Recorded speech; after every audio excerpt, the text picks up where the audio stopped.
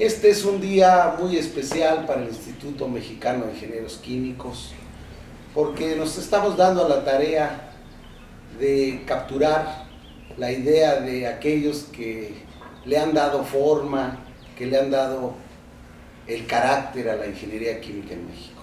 Y esta vez, sin lugar a duda, vamos a tener una plática, espero que sea muy rica, con uno de los pilares de la profesión en nuestro país, indudablemente un pilar fundamental en el Instituto Politécnico Nacional, pero él va más allá.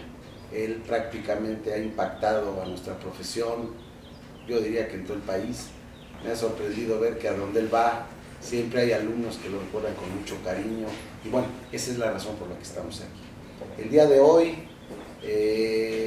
una mañana de abril muy bonita, estamos en el cuadrilátero del Instituto Politécnico Nacional, en el casco de Santo Tomás, que es un lugar ícono en la historia del Politécnico, en la misma historia de la carrera de Ingeniería Química en México, y estamos en la oficina del ingeniero Jesús Ávila Galinzoga. En esta entrevista vamos a ver qué responsabilidades ha tenido, qué logros ha tenido. Actualmente es decano de esta institución. Entonces, ingeniero, muchas gracias por haber aceptado esta entrevista. Creemos que va a ser un documento histórico porque usted tiene mucho que decir alrededor de la ingeniería química. Le agradecemos que nos haya aceptado esta entrevista. Muchas gracias, ingeniero Aguilar. Yo le agradezco que me dé la oportunidad de expresar algunos aspectos relacionados con el desempeño de la profesión que ambos tenemos, la ingeniería química, y pues es una muy buena ocasión para poder decir algo de lo que trae uno encerrado. Agradezco, maestro. Primero, bueno, yo sé que esta entrevista va a ser difícil, le voy a decir por qué. Porque algo que caracteriza al maestro Ávila es la humildad, y difícilmente nos va a hablar de tantos logros que ha hecho personalmente y que ha dejado en sus discípulos, pero bueno, trataremos de hacerlo. Maestro, primero a mí me gustaría que nos hablara un poco de sus primeros años ya consciente de que iba a ser usted ingeniero químico. ¿Qué lo llevó a eso?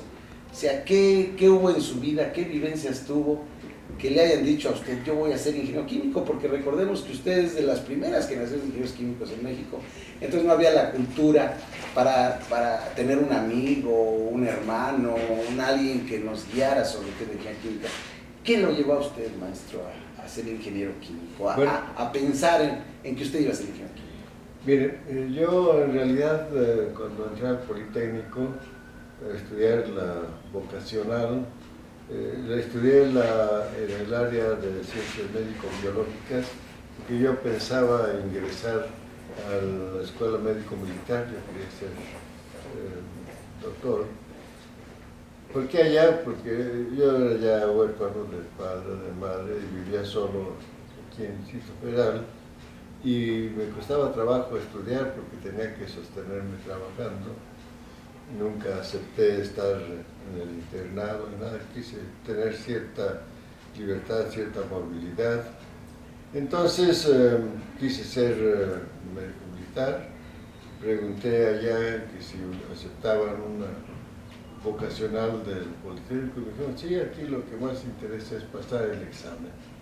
Bueno, estando yo en la vocacional, aquí en el casco de Santo Tomás, supe, era una escuela chica, el Politécnico, estaba una carrera nueva que se había formado sobre ingeniería química.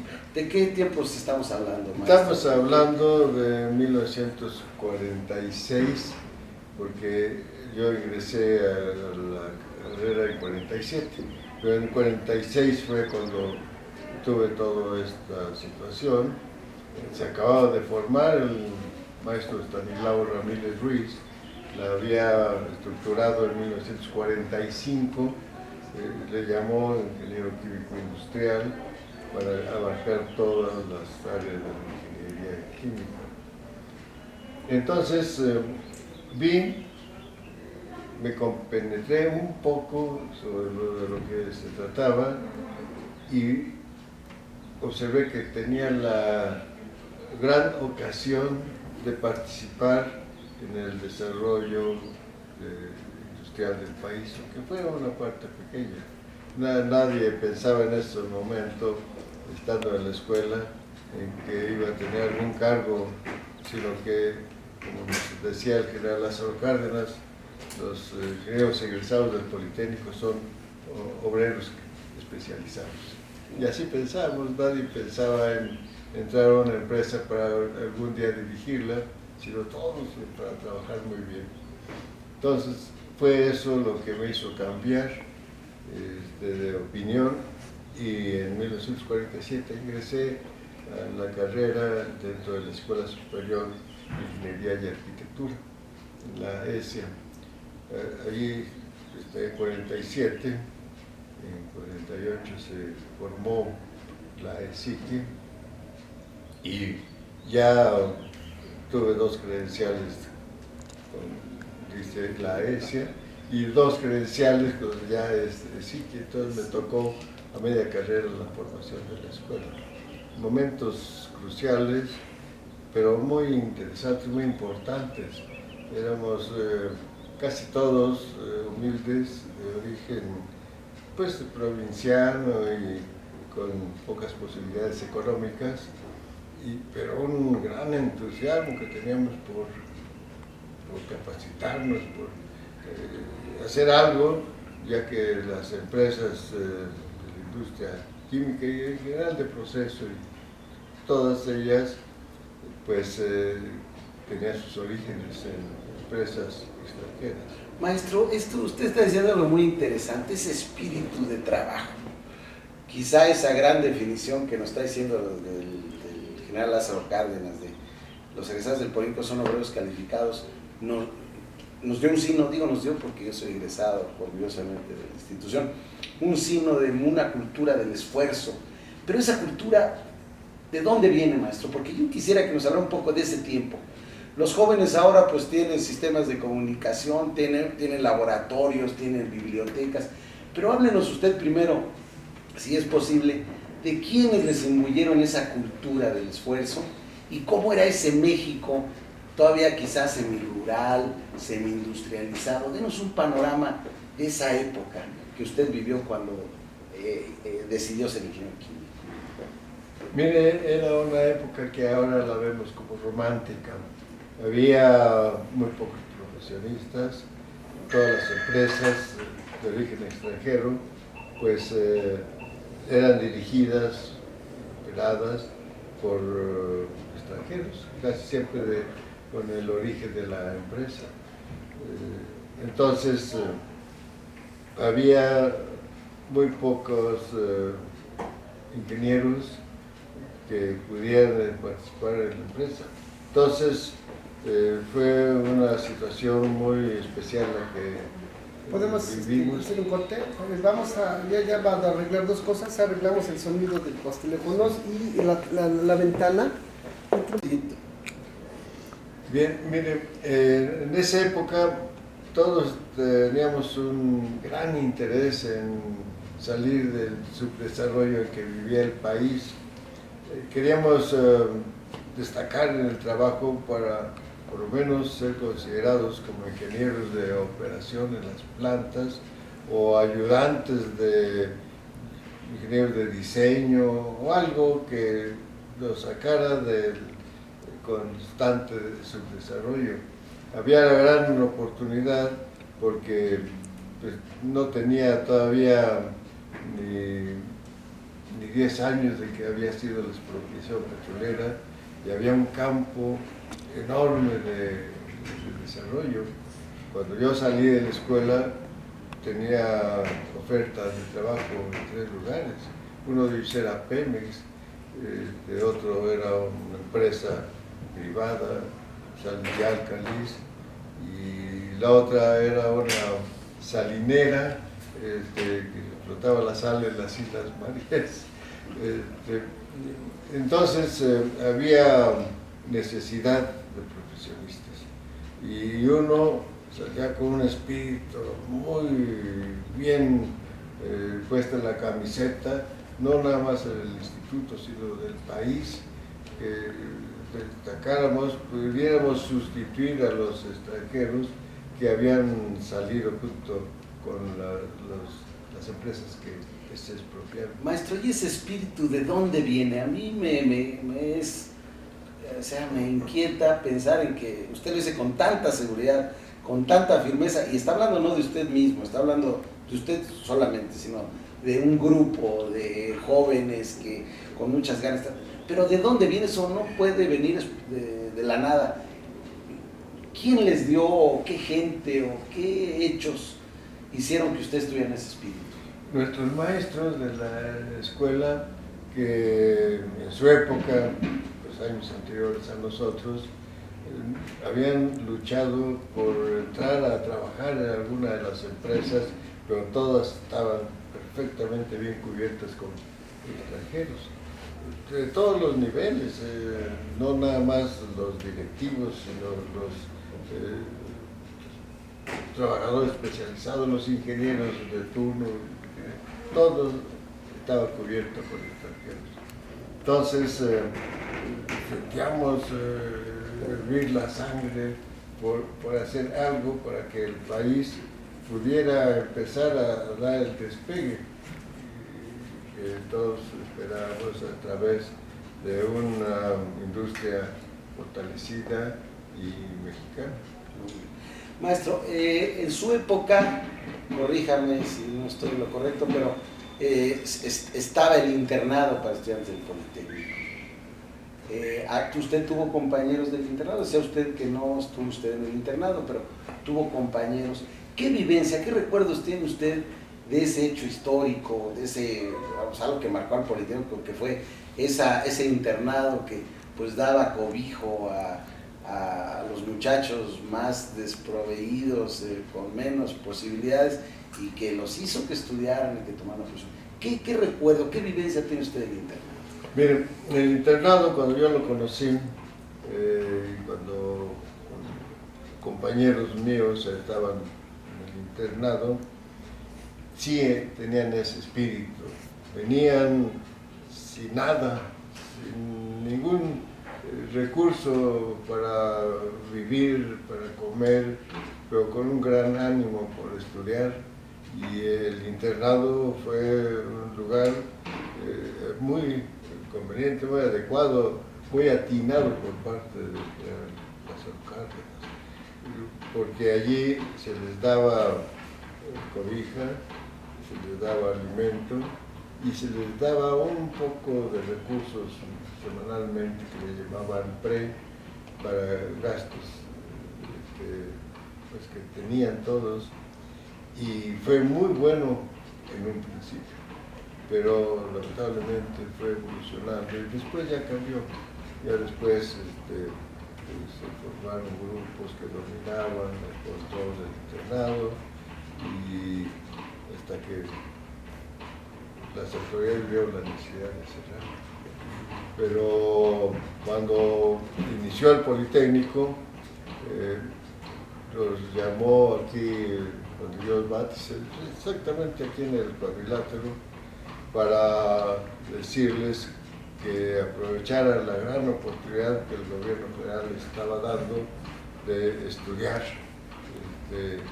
y sin ningún costo el estudio, ¿no? Y algunos de los estudiantes que estaban, eso fue en 36, yo todavía no estaba, le dijo que agradecían mucho eso, pero que tenían ganas de estudiar, pero con qué iban a vivir.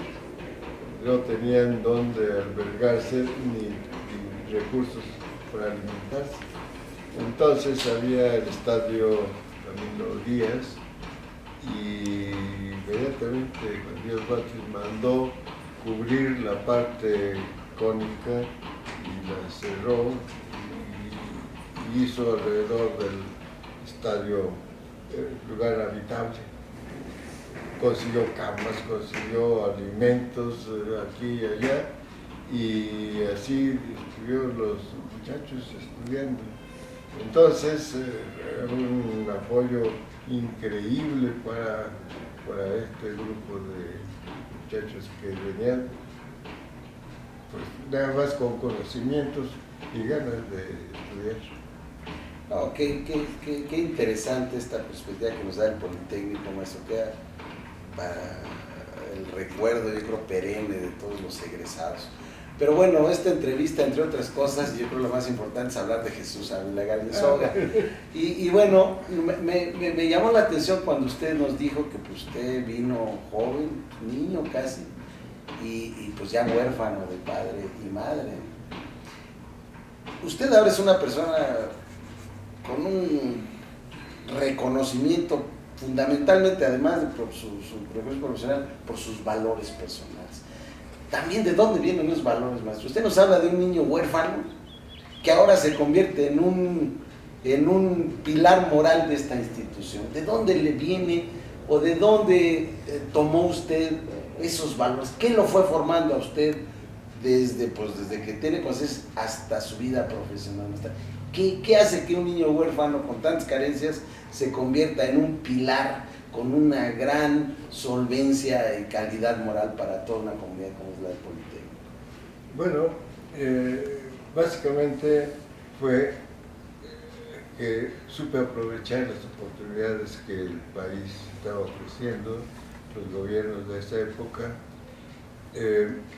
y había mucho trabajo con las expropiaciones, no nada más de la industria petrolera, sino de la industria minera y de varias otras áreas industriales, y la salida de los técnicos y directivos a sus lugares de origen generó una gran oportunidad de trabajo. Había trabajo, toda mi etapa de estudiante nunca me faltó.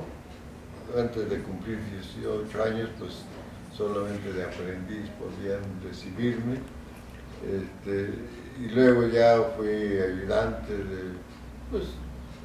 de obreros,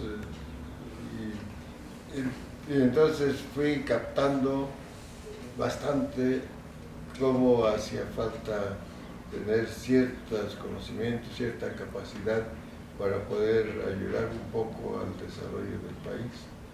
Y me fui formando en la escuela de la vida, y así pude, cuando yo egresé de la carrera, ya como profesionista, yo ya trabajaba, ya tenía experiencia, estaba de ayudante, y al salir ya pude aspirar a ser pues un ingeniero. Maestro, usted nos habló de 3 oportunidades de trabajo que tuvo cuando egresó. Nos habló de Pemex, de una compañía Alcali, Sales y Alcali. Sales y Alcali, y una salinera. ¿En dónde, cuál escogió y cuáles fueron sus primeras experiencias profesionales? Yo escogí Sales y Alcali, porque Pemex era un monstruo y me mandaban a las Chiapas, allá, las Chuapas, Tabasco, y mi función era analizar los lodos que se iban extrayendo para ir determinando qué profundidad deberían de seguir escarbando para poner un pozo petrolero. Pero era una actividad, la vi muy rutinaria, y en Sales y Alcali era una empresa chica. Yo tenía, como ingeniero de turno, tenía que atender todo: la operación, el mantenimiento, el control químico y todo. Era la época en que un ingeniero tenía que desarrollar todas sus habilidades como ingeniero químico, ¿no? Sí. Toda la parte técnica, la parte administrativa, la parte de manejo de personal. Todo. Entonces allí vi la oportunidad de terminar mi formación. Y claro, lo consulté también con el ingeniero Stanislao Ramírez, y él me apoyó, dice, hágalo. Sí. Dice, y entonces ya estaba dando clases el maestro Urbina,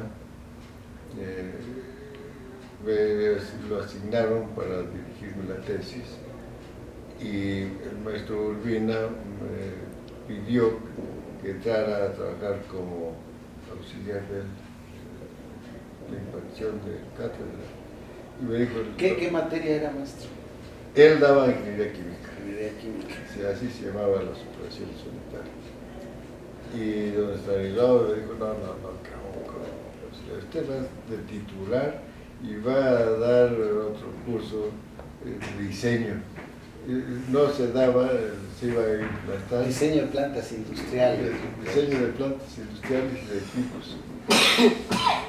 Porque allí tuve la ocasión de mejorar algunos equipos. ¿De qué año estamos hablando, maestro? Estamos De su hablando primera de, experiencia yo salí en 50. Entonces, estamos hablando de 50, 51, 53. Estuve 3 años en esa empresa. Y el maestro Ramírez llevaba a su grupo para que vieran lo que se estaba haciendo. Ahí se tenía un evaporador de circulación natural, vertical, todo, y con cristalizador, porque al concentrarse cristalizaba sal. Entonces, leyendo revistas técnicas, vi que en Estados Unidos ya se estaban usando los evaporadores con circulación forzada, el área de calentamiento fuera, y pues empecé a hacer el diseño de ese evaporador. No había en ningún lado características, quería las constantes de diseño, la U famosa, de transferencia de calor. Pues no, había para todo tipo de soluciones, pero no para esa. Entonces me dijo, no, que se haga experimentalmente, la recta de Newton, así se hace, y todo lo que tocó hacerlo experimentalmente, y dio excelentes resultados. Y maestro, ¿usted sintió que la escuela en ese momento le dio los elementos técnicos para abordar esos aspectos que eran nuevos? Como usted dice, era una novedad. Diseñar equipos industriales en México por mexicanos, meterse a los conceptos de coeficiente de transferencia de calor, curvas de etc. No era fácil, supongo que no era fácil. ¿La escuela siente que usted le dio los elementos para hacerlo? ¿O no? ¿O todavía adolecía de profundidad en la impartición de la ingeniería química? La escuela. La escuela. Y puedo asegurar que don Estanislao Ramírez Díaz me dio como el 80% de todo, porque él nos daba clase de todo. Daba ingeniería química, pero también nos enseñaba parte de diseño, economía, administración y una serie de conceptos útiles para poder aprender bien la ingeniería química. Pues es un inicio muy interesante, maestro. Después, ¿qué sucedió? Usted maduró saliendo de la escuela en esta empresa con los trabajos que nos acaba de mencionar. ¿Qué siguió después? Ya en una etapa de donde usted ya era un profesional de la ingeniería química. ¿Qué retos abordó? ¿En qué empresas? ¿Qué logros tuvo? ¿Qué retos tuvo que enfrentar? Se instaló cerca de donde estaba esta sal de Általis, que aprovechábamos las aguas concentradas del caracol del lago de Texcoco. Ahí la concesión la tenía todos esos de Texcoco. Y nosotros nos daban, había un contrato, parte de esas aguas. Claro. Entonces, después de 3 años, instaló una empresa cerca donde se fabricaba cloro electrolítico, sosa cáustica y, claro, el hipoclorito de sodio también. Era la primera planta que produciría cloro en México. Entonces me hablaron, bueno, primero para que me hiciera cargo del laboratorio de control, ese ya más grande. Y entré allí y tuve un desarrollo muy interesante. Allí pronto pasaron a ser jefe de producción y estuve desarrollándome muy bien, pues más que nada porque tenía buena preparación y había pocos ingenieros. Entonces se dieron varias cosas, algunas no muy agradables, pero...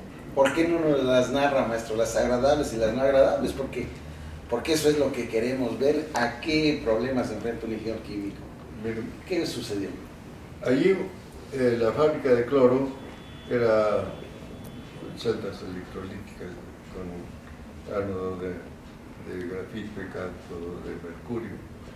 Entonces era muy peligroso, se generaba por un lado hidrógeno, por otro lado sodio, que se pasaba con agua bien tratada para obtener la sosa cáustica. El cloro se licuaba y todos los gases que no se licuaban, pues entonces esos se hacían hipoclorito de sodio. De sodio.